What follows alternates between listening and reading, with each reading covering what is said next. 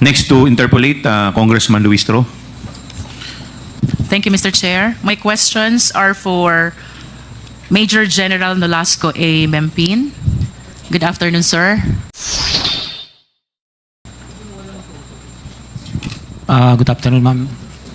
Your Honor. You are the former Undersecretary for Administration of the Department of Education. That was during the stint of former Secretary, Vice President Sara Duterte. Do you confirm? Major General Major General, former Major General Nolasco. Nolasco, you're recognized by the Chair. Mr. Chair. Mr. Chair?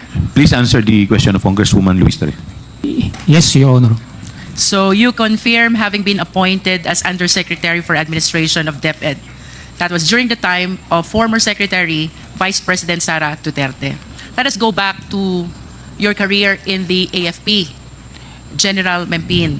Yes, Mr. Chair. Back in 2017, nasan po ba kayo, General Mempin? In 2017, ma'am, initially I was assigned in 10th Infantry Division as the Chief of the Governance and Strategy Management Office, effective January 2017. Then by August of same year, I was designated as the Commander of Task Force Davao in Davao City, Mr. Chair. So the first appointment in 2017 was at the 10th Infantry Division. Correct, Your Honor. Pag sinabi po ba natin, General Mempin, 10th Infantry Division, what areas are covered? The 10th Infantry Aguila Division covers whole of Region 11 and part of Region 12, part of Region 10, and part of Region 13, Caraga, Your Honor. And can you please cite some of the big provinces which are under these regions, General Mempin?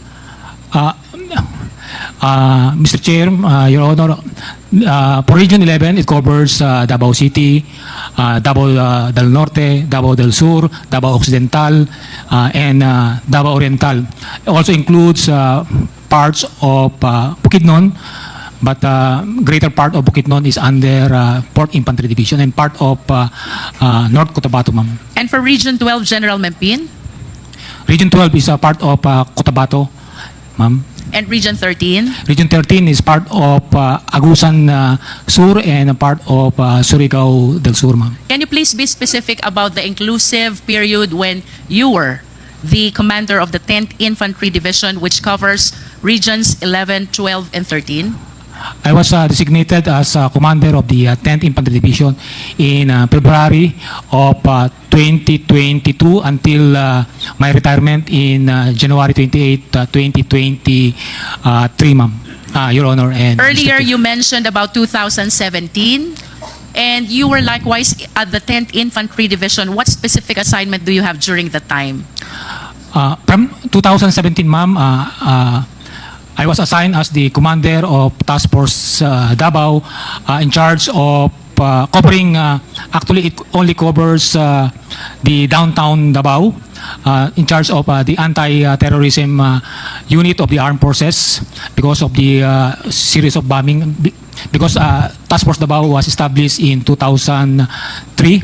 Then after that, in 2019, I was, after my stint at the Task Force Davao, I was designated as the commander of the 1003rd Infantry Brigade, covering parts of Davao region, specifically Davao del Norte, parts of Davao Oriental, parts of the northern or the mountainous area of Davao City, and then some parts of Bukidnon and some parts of North Cotabato, ma'am. So would it be correct to say 2017, General Mempin, you were heading the Task Force Davao, primarily in charge with Davao City and the major parts of the Davao region. Do you confirm that? Ma'am, for clarification, Mr. Chair, during my stint as Task Force Davao, it only covers the downtown, because Davao City is divided into 3 areas. It has the downtown, midtown, and the uptown. The midtown is the downtown is the central district. Then midtown and uptown are those areas. So which part are you in charge with? For 2017, ma'am, 2017 until Midtown? 2019 in Uptown or downtown? Downtown during task You are force. in charge of downtown in 2017 Until as the head of Task Task Force Force. Davao. Correct, ma'am. And then Your Honor. sometime in 2019, you became in charge of the 10th Infantry Brigade covering most parts of the Davao region. Not yet, ma'am. 2019, I was designated as the brigade commander.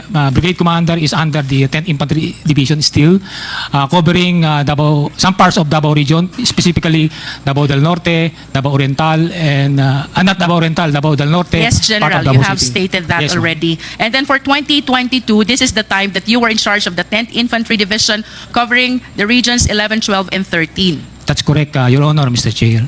And of course, I just wish to manifest that during this time, 2017 to 2022, the president was former President Rodrigo Roa Duterte.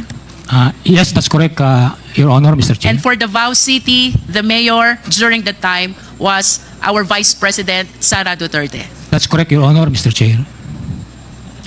And considering that you are taking care of the regions, the provinces, and the city, which are considered the hometown of the president, may I know, was there any marching order coming from the president having assigned to those places? Actually, because as member of the armed forces, our main objective is to ensure to protect the people and secure the territory for our sovereignty. So basically for the Army or the 10th Infantry Aguila Division, our focus is on insurgency problem. While in Davao City, during my stint as Task Force Davao Commander, is for the extreme terrorism, like bombing of the extreme With all due terrorists. respect, General Mempian, I hope you will be responsive to the question because Davao, of course, is the place of the former president. So this representation is interested whether in your assignment in 2017, 2019, and 2022, all pertaining to Davao region, mayroon po bang specific na marching order ang presidente considering that these places are his home places? I have not received any specific instructions, but as Thank you, General Mempian. I think you have answered the question already. thank you, Your How Honor, Mr. about Chair. any marching order from the Vice President during your stint as Task Force Davao head? The only instruction that I received during our assumption or during my assumption as Task Force Davao Commander is to have zero bombing incident, because he said if there's a bombing incident in Davao City, then you failed your mission as Commander of Task Force Davao. So zero bombing, that's the specific instructions of former Mayor Sara Duterte. Your I wish to remind you of the article which was published in Sunstar. Ang sabi po ng ating Vice Presidente noon ay City Mayor, kayo po ang head ng Task Force Davao. Don't sleep, don't breathe, don't embarrass me. Do you confirm that? That's correct. I still have the newspaper on that, ma'am. Now, please enlighten us, walk us through during the time that you were assigned in Davao City and the rest of the other areas of the Davao region. How will you describe the peace and order situation in Davao? In Davao City, ma'am, actually, when I first arrived, because I was also assigned in Davao region for a short stint in 2008, the first thing that I noticed in Davao... With all due respect, Mr. Chair, let us remind our resource speaker to be responsive to the question. We are asking General Mempian about the status of Davao with respect to the peace and order situation during your time as the head of Task Force Davao. I think that is 2017 until 2019. For the Davao, downtown Davao, ma'am, it is very peaceful, but still the threat of terrorism is there. So the existence of Task Force Davao is still... In the scale of 1 to 10, 1 being the lowest and 10 being the highest, how peaceful is Davao? 10, ma'am, because up to now, no 10. incident of terrorism. So that confirms the description of Colonel Garma in one of our hearings that Davao is one of the most livable city in the Philippines. You agree with that? Yes, Your Honor, Mr. Chair. And of course, you're one of the reasons why you are able to maintain, or you were able to maintain, such level of peace and order in Davao City because you were the one in charge, the partner of the LGU. May we ask, General Mempian, ano po ba ang mga programang ginawa ninyo sa Davao City to be able to achieve the level 10, the highest score in terms of peace and order that you just gave to Davao City? To be candid about it, ma'am, actually, I just continue what my predecessors have done, because when I assumed in 2017, General Mempin, kindly focus on the programs. Ano po yung programs na inyong in-implement? number one, ma'am, is continued collaboration with various stakeholders, particularly with the Muslim communities in Davao City, to ensure that there will no slippage of probable or would-be bombing incident in Davao City, ma'am. Any other programs, General Mempin? Of course, continue information awareness to all the residents, or not only residents, but people visiting Davao, because right now the term right now is culture of security, where security is everybody's concern, and not only of the security units like the AFP and the Philippine National Police, ma'am. I assume, General Mempin, that you were able to implement a lot of programs for you to be able to achieve that level 10 peace and order situation. So aside from the collaboration with Muslim communities and the information awareness dissemination, can you please cite more programs which you recall were very significant in your achievement of the level 10 peace and order in Davao City? Yes, ma'am. Number one is collaboration, information awareness, then continued meetings with or exchange of information with intelligence units or security units in Davao. Continued collaboration with the business sector, because they are the one who needs to be convinced that Davao is safe for the investment to stay in Davao or increase of it. Then, of course, you continued presence, because actually the word do not sleep. We continue patrols in Davao City, mobile, fixed checkpoint in Davao Airport, and even business establishment. When there are major engagement, Task Force Davao is always present.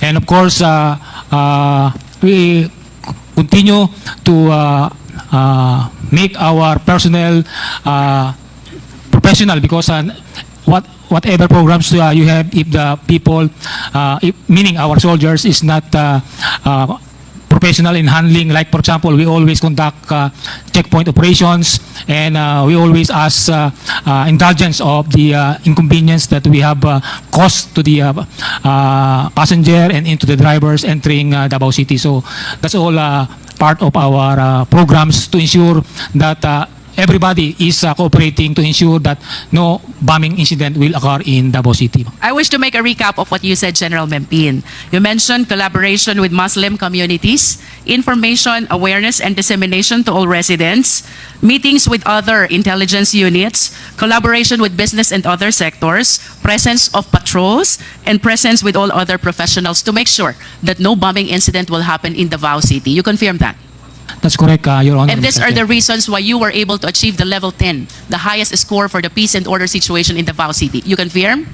Yes, Your Honor, Mr. Chair. And I must say, Mr. Chair, General Mempin, na ito rin ang dahilan why I wish to conclude pinagtiwalaan ka ng noon ay City Mayor and now our Vice President Sara Duterte. Yes, Your Honor. Level 10 score is something that I am sure you will be able to gain the trust and confidence of whoever is the local chief executive of the area to which you are assigned. You agree with me? Yes, Your Honor, Mr. Let's Chair. move forward, General Mempin. Kailan po kayo nag-retire sa AFP? I retired last January 28, 2023, Your Honor. January 28, 2023. And I understand you entered the Department of Education during the time of VP Sara Duterte. You confirm that? That's correct, Your Honor, Mr. Can you Chair. please enlighten us? Ano pong appointment ang nabigay sa inyo during your time in DepEd? First, ma'am, I was appointed as or recruited as consultant of Department of Education from April. Can you please expound? Consultant on what matter? I was a highly technical consultant because I came from the armed forces, and our former secretary and vice president consider me as an asset in collaboration or engaging the security sector. And you believe, General Mempin, that it was your career in the AFP, which was considered by then Secretary of DepEd, why you were hired as the highly technical consultant. That's correct, Your Honor. If you Mr. can Chair. still recall, General Mempin, ano po ba ang trabaho ng isang highly technical consultant as you were made to understand during that stint in the Department of Education? When you become a highly consultant, meaning the unit or the agency could not have it on its own personnel. That's why they could engage or hire the services of a consultant, ma'am. For the information of the Filipino people, General Mempin, please allow me to share the functions which were under your position as highly technical consultant. 1, provide high-level policy advice on topics agenda that are confidential in nature. 2, provide guidance, technical oversight, and expert advice to DepEd in the development of various programs in all levels of governance on safety and security. 3, engage and collaborate with other departments and security-related services. 4, submit monthly status to OSEC. And 5, perform other duties related thereto. Would you agree with me, General Mempin, that as highly technical consultant, your mandate is to make sure that the need to promote and ensure safety and security is well addressed? That's correct, Your Honor, Mr. Chair. You confirm that. Yes. And having confirmed that, tama po bang isipin, you are the one in charge also of the confidential funds of the Department of Education? That's not correct, Your Honor, Mr. Chair. Then, General Mempin, if you're not the one in charge of this confidential fund, then who is or who was? I was not aware of because I only more on because after April, May, when USEC for administration is open, I was again asked if I could, but I'm not part of the utilization or how the confidential part. But you agree with me, General Mempin, lahat ng trabaho na ibinigay sa inyo, hindi nyo ito kayang isagawa without the necessary funding. And the funding that is allowed for these purposes is, of course, the confidential fund. Do you agree with me? That's correct, Your Honor, Mr. Chair, but I have not received any instructions and also funds, for that matter, on in the performance or in the accomplishment of task given or mandate to me as the consultant. Your In Honor. other words, General Mempin, while your job description as highly technical consultant pertains to safety and security, you have no access to confidential fund and you did not give any instruction from the head of the agency. That is your statement. Do you confirm that? Yes, Your Honor, I am not part of Thank the you. utilization. Let us move of- forward, General Mempin. Kanina may na-mention po kayo. After some time, you were appointed as the USEC for administration. Did you apply for this position? No, ma'am. I was recruited by the former Secretary and Vice President. Balikan ko po yung highly technical consultant. Of course, you expressed your desire because a notice of award was given to you to be the highly technical consultant. Aside from you, General Mempin, meron pa po bang iba na nag-express ng desire to be engaged as the highly technical consultant? I'm not particularly aware of other consultant that express their willingness, but I do believe there are other consultant that the Office of the Secretary has tapped. I understand.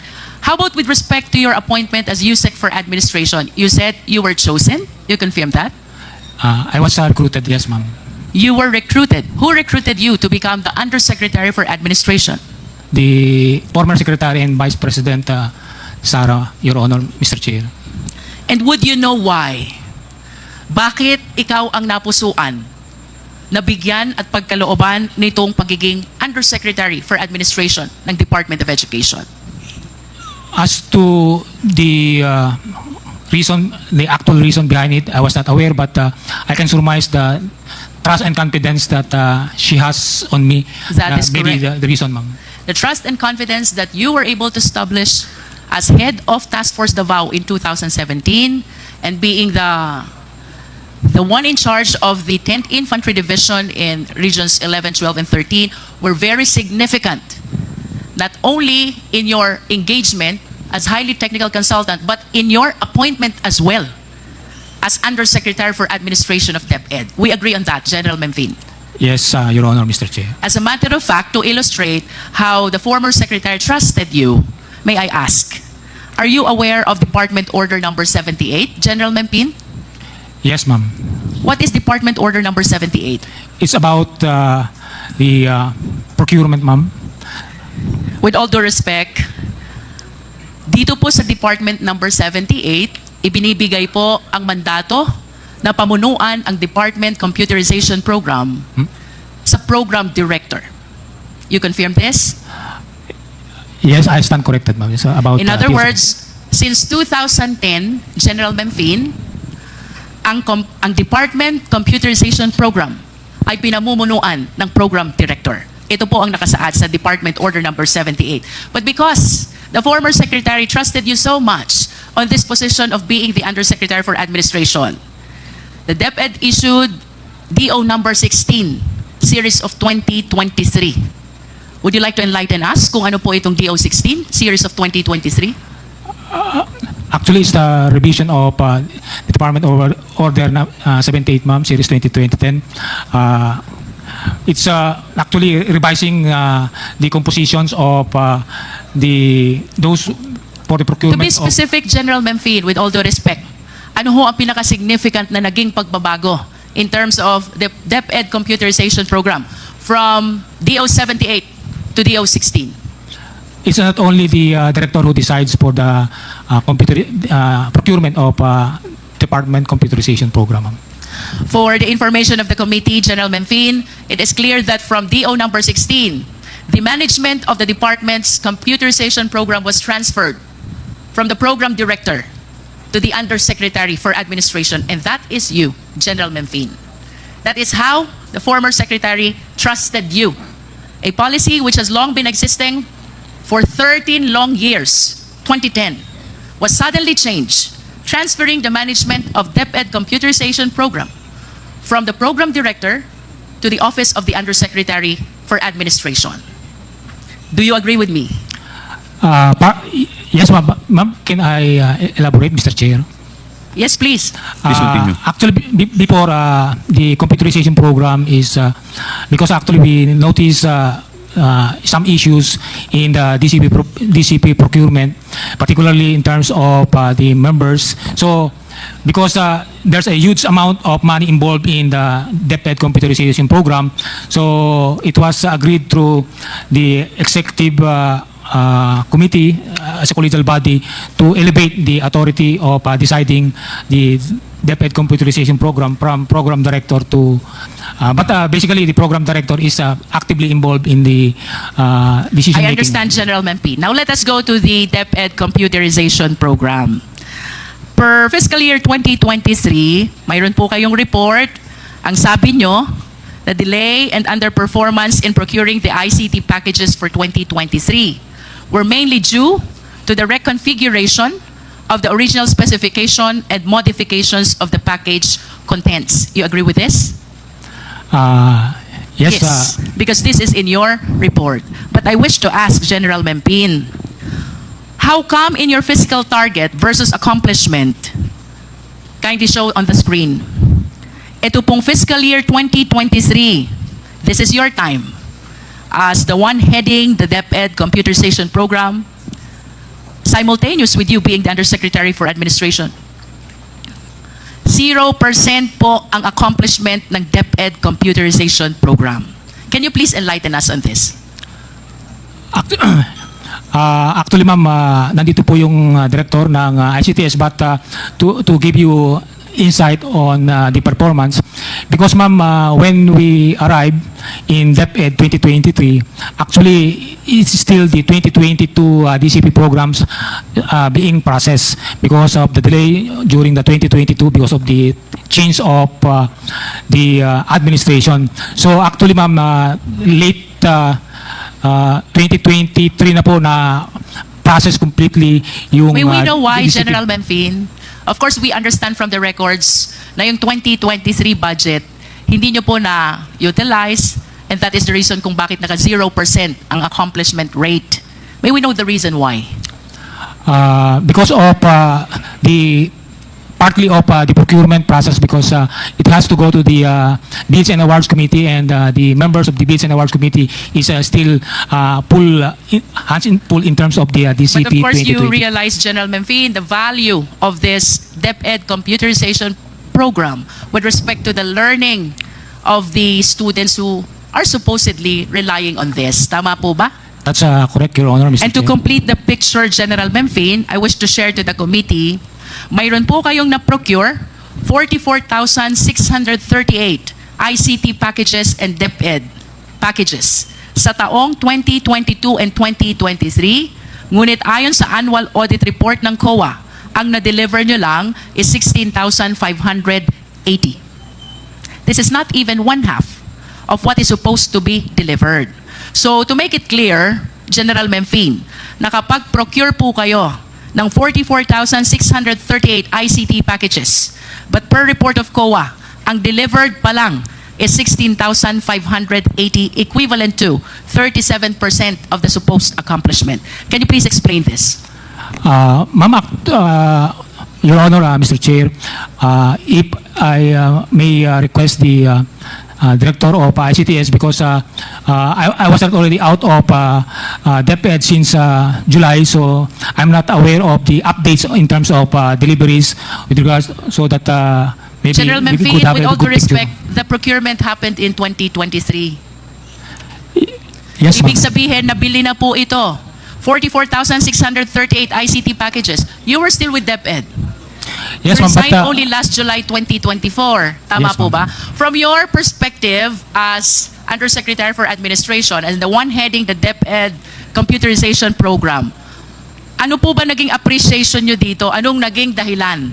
Why you were way below the supposed accomplishment when in fact, ang dami nyo naman palang nabili? Or, if I may rephrase the question, nasan po yung nawawalang ICT packages? Your Honor, Mr. Chair, during the 2023, only the DCP 2022 was processed, procured, and only started delivering in late 2023. And actually, only the first three. In both dates that you mentioned, General Memphine, you're very much connected still with the Department of Education.